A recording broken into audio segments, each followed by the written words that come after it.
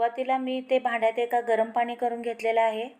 त्यामध्ये सोयाबीनचे सांडगे एक 15-20 सांडगे गरम पाण्यात घालून ठेवायचे आहेत आणि हे भांडं मी बाजूला ठेवलेलं आहे। हे 2 वाटी मी कोलम तांदूळ घेतलेले आहेत। तुम्ही कोणतेही तांदूळ घ्या। आता हे स्वच्छ धुवून मी एक 10 मिनिटं भिजत घातलेले आहेत। सोयाबीनचे सांडगे भिजत घालून 15 मिनिटं झालेले आहेत। आता यातील सगळं पाणी पिळून या प्लेटमध्ये सांडगे काढायचे आहेत आणि काढल्यानंतर हे असे घ्यायचे, हाताने तुकडे करा नाहीतर चाकूने करा। हे सगळे असे तुकडे करून ठेवायचे आहेत। तेव्हा असे हे तुकडे करून ठेवायचे। गॅसवर एक पातेलं ठेवायचं आहे आणि त्याच्यामध्ये मी एक अर्धा वाटी तेल घातलेलं आहे। तेल कढलेलं आहे, मोहरी घालायची आहे, जिरे घालायचे आहेत आणि या सुक्या लाल मिरच्या आहेत, एक 5 ते 6 सुक्या लाल मिरच्या घेतल्या आहेत। त्या घातल्यानंतर 2 कांदे इथे चिरून घेतलेले आहेत। मी दुसऱ्या गॅसवर 2 वाटी तांदळाला 5 वाटी पाणी उकळायला ठेवलेलं आहे। कांदे चांगले भाजायचे आहेत। आता हे कांदे चांगले भाजलेले आहेत। एक मोठा टोमॅटो मी घेतलेला आहे चिरून, तो यामध्ये घालायचा आहे आणि टोमॅटोही चांगला भाजायचा आहे। टोमॅटो चांगला भाजलेला आहे। याच्यानंतर मी 1 टेबलस्पून लसूण आल्याची पेस्टही त्यात घातलेली आहे, तीही तेलामध्ये चांगली भाजलेली आहे। यानंतर ह्याच्यामध्ये थोडा हिंग घालायचा आहे। हिंग घातल्यानंतर एक छोटा चमचा हळद घालायची आहे।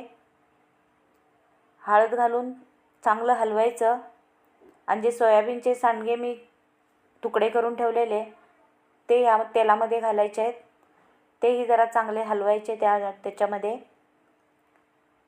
आणि नंतर हे तांदूळ आपण धुवून ठेवलेलं त्यातलं पाणी सगळं काढून हे तांदूळ यामध्ये घालायचे आहेत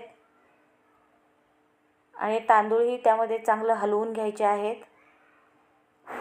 जरा त्याचा पाण्याचा अंश आटूपर्यंत असं धुवून घ्यायचं आहे, परतून घ्यायचं आहे। तांदूळ परतून झाल्यानंतर 1 वाटी मोड आलेले मसूर घेतलेले आहेत, ते यामध्ये घालायचे आहेत सगळे आणि हे सगळं चांगलं हलवून घ्यायचं आहे। हे हलवल्यानंतर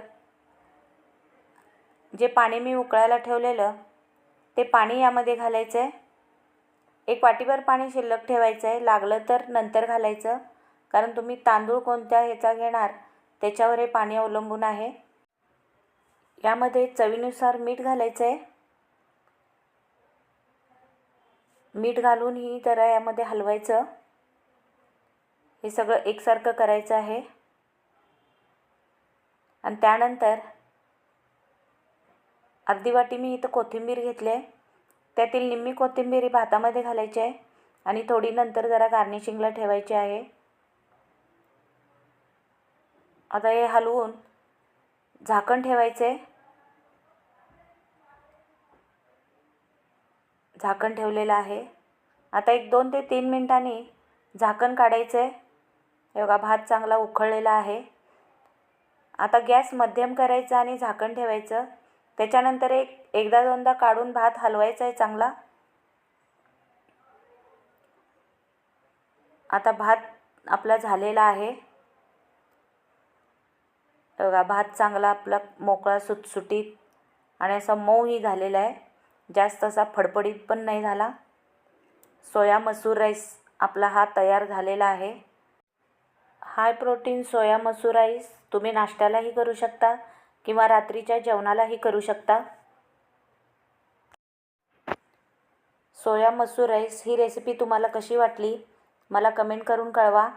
माझं चॅनल सबस्क्राईब करा, माझा व्हिडिओ लाईक करा आणि इतरांना शेअरही करा। जे माझा व्हिडिओ पहिल्यांदा पाहत असतील त्यांनी माझे चॅनल सबस्क्राईब करा आणि हा व्हिडिओ तुमच्या मित्रमैत्रिणींनाही शेअर करा। धन्यवाद।